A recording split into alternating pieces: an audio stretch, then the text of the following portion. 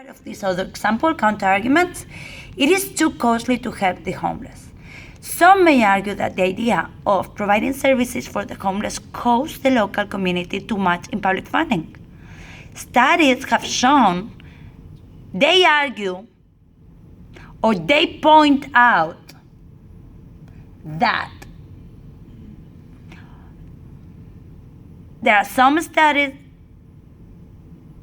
that showed that it costs a community far more to continue having folks living on the streets than it could be to fund programs, which could provide the means for the local homeless to achieve some measure of self-sustenance and, ultimately, housing of their own.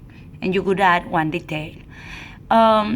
Here, another way of doing that, it could be some studies have shown. They say some studies, I would like to know what studies he's talking. Okay. That was one student. It's like, if you're providing actually some data, provide it properly, provide the index citation, but you are going, there are even some studies that say that. Okay. So when saying that even, okay, later on we will go back and it's like we are going to review that. So, while this belief is popular, it is not supported by the fact that the U.S. cities that have adopted the 10-year Housing First plan have been extremely successful in saving lives by getting people what they need. Moreover, now we are going to keep on adding information.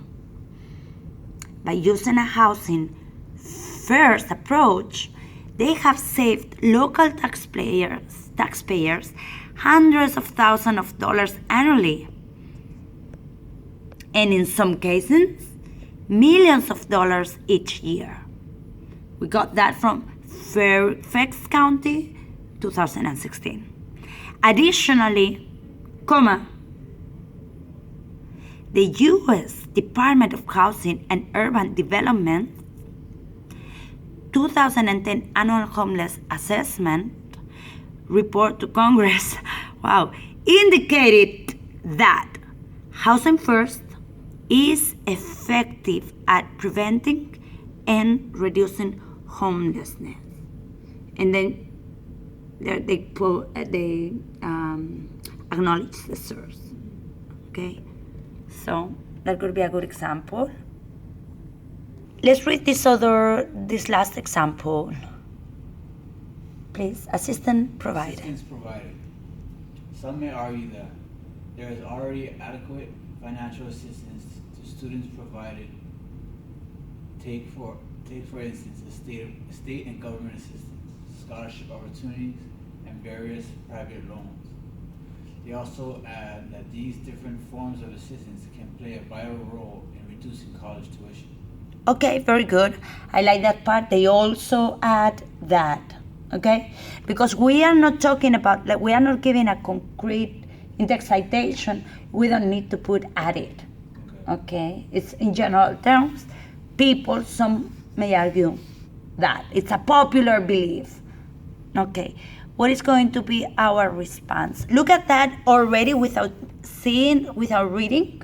If we do a little bit our big picture reading or the diagonal, something that I like is I see a lot of data here, a lot of numbers. Okay, we are backing up our position, our stand, okay, with real data, relying on the expert, relying on these governmental sides. Okay, so response to counter-argument. Although it is true that some financial assistance is provided, it is not enough. Even if it's facilitated by the corresponding state, Fox 2015 research that according to the Center of Budget and Policy Priorities, some states' tuition average have increased significantly from 2008. The author added that the highest states included Arizona at 83.6%, Hawaii at 70%, and and Georgia at 69.5%. Nonetheless, the numbers have been established that each state and government as a whole are not capable of keeping up with the cost of tuition. Therefore, students are still accumulating mass amounts of debt and unable to keep up with their required loans that need to be taken out to attend. Amassing the debt over the time period it takes to earn a degree may overall not be worth the education for an individual.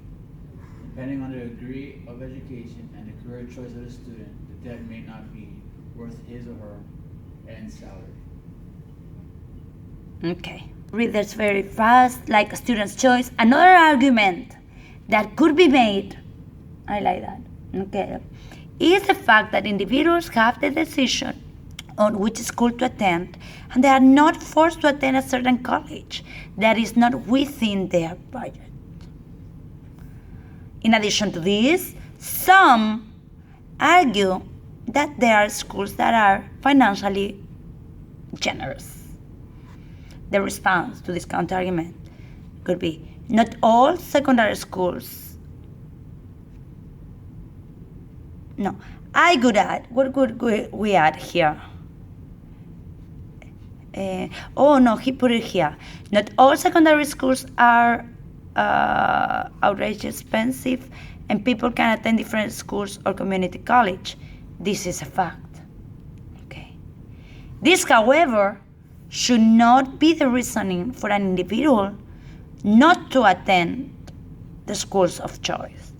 People could have dreams of certain school, and at the end of the day, they might have to downgrade and go to a cheaper school because of a financial reason or because of financial reasons. Consequently, schooling should be based on intelligence and learning ability rather than expense. On top of this, these lower budget schools may not have the certain courses that individuals are aspiring to learn. In spite of this, people often search based on reputation and wish to attend the best schools so that they ensure they are set in future endeavors.